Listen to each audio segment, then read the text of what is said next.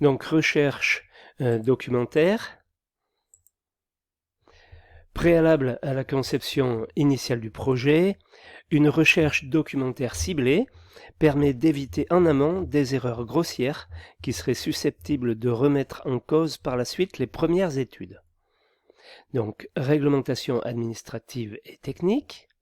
Elle se trouve regroupée pour l'essentiel dans le Code de l'urbanisme, le Code de la construction et de l'habitation, le Code du travail, la réglementation incendie issue de l'arrêté du 25 juin 1980 pour les ERP,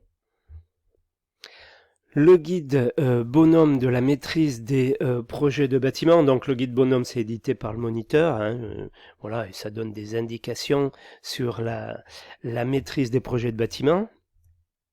Le guide Veritas des techniques de la construction qui fournit sous forme de fiches des explications sur les règles de l'art et les recommandations. Donc, pareil. Les réglementations locales, réglementations sanitaires départementales, arrêtés préfectoraux, voire municipaux.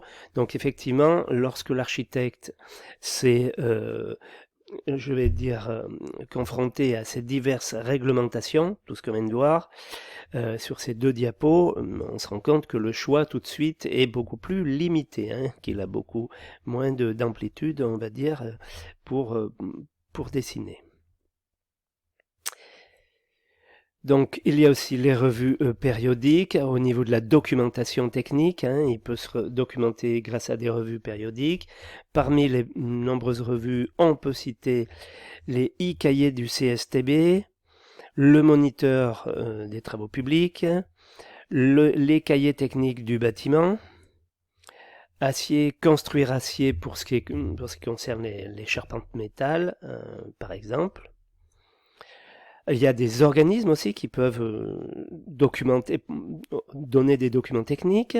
Quelques organismes, donc il y a l'AFNOR, bien sûr, la CATED, Centre d'assistance technique et de documentation, le COSTIC, Comité scientifique et technique des industries climatiques, donc pour tout ce qui est chauffage clim, le CSTB, et puis l'ADEME, bien sûr, pour ce qui concerne les économies d'énergie, l'AQC Assurance Qualité Construction, entre autres, l'ANA, l'Agence nationale de l'habitat, qui est une émanation, on va dire, départementale, avec des départements, enfin, au niveau de chaque département, il y a un ANA qui peut donner pas mal d'infos.